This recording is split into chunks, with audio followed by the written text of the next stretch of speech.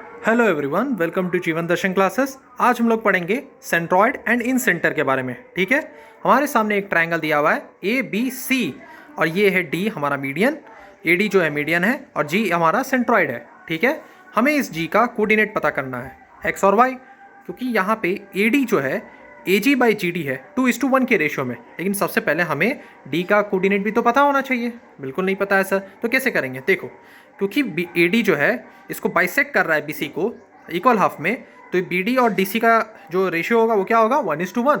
मतलब B D और D C जो है इक्वल हाफ में बटे हुए हैं। बिल्कुल। तो अब बताओ कि आखिर मुझे डी का कोऑर्डिनेट पता करना है, तो कैसे? सेक्शन फॉर्मूला लगाओ, x2 + x3/2 और y2 + y3/2।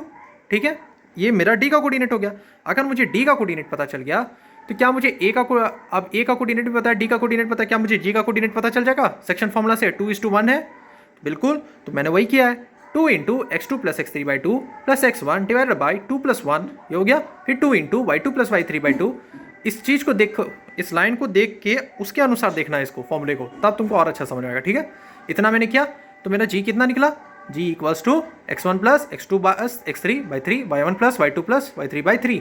तो जब भी तुम्हें सेंट्रॉइड पूछा जाए तुम इस फॉर्मूले को लगा सकते हो। ठीक है, ये तो एक डेरिवेशन है कि किस तरीके से हम सेंट्रॉइड का फॉर्मूला पता कर रहे हैं।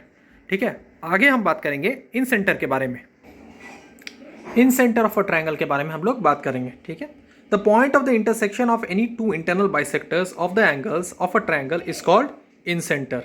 तो यहाँ ध्यान से देखिए कि दो इंटरनल बाइसेक्टर हैं, एक ए डी जो एंगल बी ए सी को इंटरनली बाइसेक्ट कर रहे हैं, और ये है हमारा बी आई जो इंटरनली बाइसेक्ट कर रहा है ए बी सी को इक्वल हाफ में। ठीक है, अब ये दोनों इंटरनल बाइसेक्टर को जहां मीट कराएंगे वो पॉइंट है हमारा आई।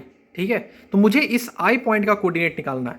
मुझे दिया हुआ है B D by D C, C/B के रेशियो में टूटा हुआ है। तीनों ही पॉइंट्स के कोऑर्डिनेट्स दिए हुए हैं, x1 y1, x2 y2, x3 y3। इन सेंटर का हमारा क्या पॉइंट होगा वो डायरेक्ट मैं बता देता हूँ, क्योंकि उसका डेरिवेशन लंबा भी है और वो यूजफुल नहीं है। आपको डायरेक्ट सिर्फ पुट करना है वैल्यू को और आंसर पता करना है। ठीक है, तो चलिए आइए, यहाँ देखो, a × x1 + b × x2 + c × x3। ठीक है, जो a है तो आपका पूरा होगा, ये पूरा a होगा। ठीक है, और ये a × y1, सभी जो y1 तो आपको पता ही होगा, x1 y1 y2 कौन है करके, इस तरीके से है, क्योंकि इसका डेरिवेशन यूज़ में नहीं है, आपको इसका डेरिवेशन करके कोई फ़ायदा नहीं है। इन सेंटर का इसीलिए मैं बता रहा हूँ क्योंकि इन सेंटर में अलग अलग तरीके के क्वेश्चंस बनाए जा सकते हैं।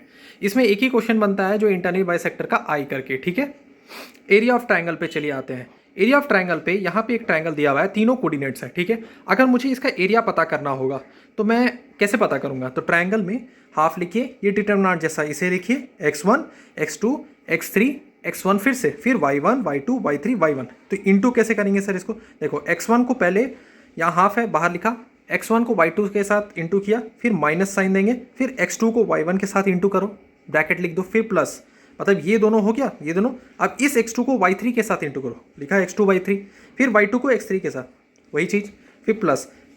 तो ये दोनों भी हो गया, बचेगा सिर्फ ये आखिरी, तो x3 को y1 के साथ, y3 को x1 के साथ, और ये हो गया आपका half into area of triangle, जो आपका आ गया है इतना। Okay, I hope you like the video, please do like and subscribe. अगला वीडियो में हम लोग इससे रिलेटेड प्रॉब्लम्स करेंगे। Thank you.